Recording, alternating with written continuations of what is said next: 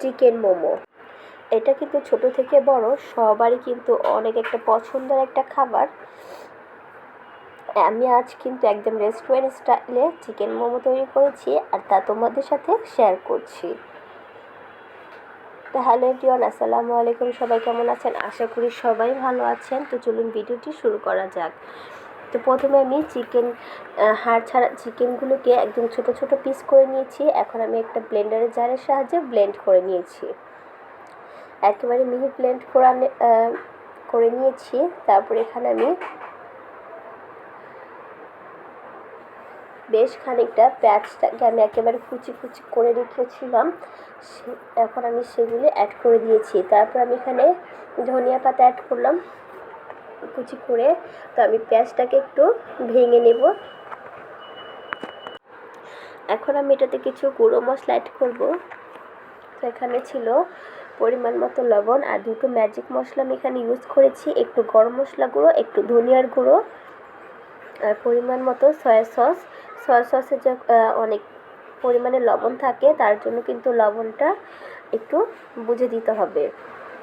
আর নিয়েছি tomato ketchup. এখন আমি এটাকে ভালো করে হাত দিয়ে মেখে নিব।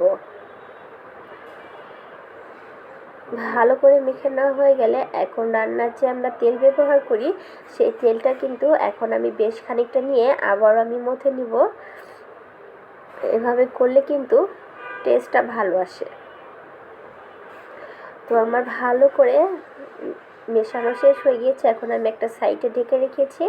আর এই পর্যায়ে আমি বেশ খানিকটা ময়দা নিয়ে নিয়েছি। আর এখানে ময়দার পরিমাণ অনুযায়ী লবণটা নিতে হবে। তারপর অল্প অল্প পানি দিয়ে একটা সফট ডো তৈরি করতে হবে। আমরা রেগুলারলি যে রুটি পরোটা করি তার মতোই একটা ডো তৈরি করতে হবে। দেখো আমার ডোটা কিন্তু একদম সফট হয়েছে। তো এখন কিন্তু আমি ছোট ছোট করে লেচি কেটে নিব।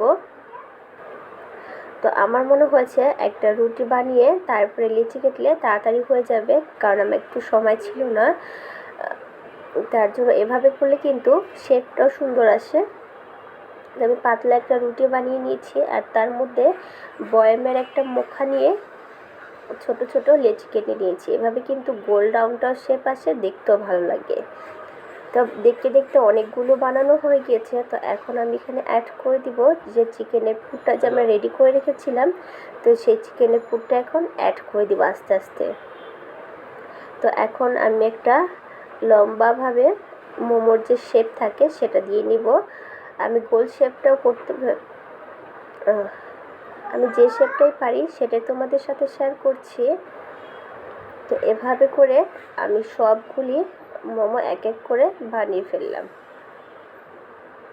তো এখন আমি একটা স্টিমারে বেশ খানিকটা তেল নিয়ে তেল ব্রাশ করে দিব, যাতে মোমোগুলি তুলতে একদম সহজ হয়। আমি কিন্তু এখানে কয়েক পদের মোমো তৈরি করেছিলাম, সেটা দেখানো হয়নি। তো এখন আমি সেই স্টিমারের মধ্যে সব মোমোগুলি বসিয়ে দিলাম। আর পানিটা কিন্তু ভালো করে গরম হয়েছিল, পর টক বলকিয়ে বলক আসার পরে কিন্তু আমি এখানে অ্যাড করেছি। তারপর ঢাকনা দিয়ে ঢেকে রেখে দেবো প্রায় 10 মিনিটের জন্য। আর কিছুক্ষণ পর দেখো একেবারে ফুলে ডাবল হয়ে গিয়েছে। তো এই পর্যায়ে আমি একটা চিমটার সাহায্যে এটাকে উঠিয়ে ফেলবো। তারপরে যে বাকিগুলি ছিল সেগুলো কিন্তু এখানে অ্যাড করে দিয়েছি। এভাবে আমি 2-3 ধাপে মোমোগুলি বানিয়ে নিয়েছি। তো এখন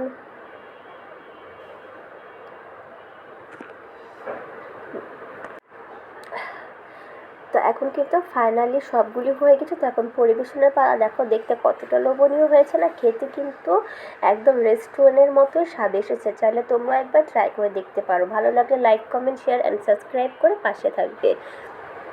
তো আজ এই পর্যন্ত, আবার অন্য কোনো ভিডিওর সাথে নিশ্চয়ই দেখা হবে। আল্লাহ হাফেজ।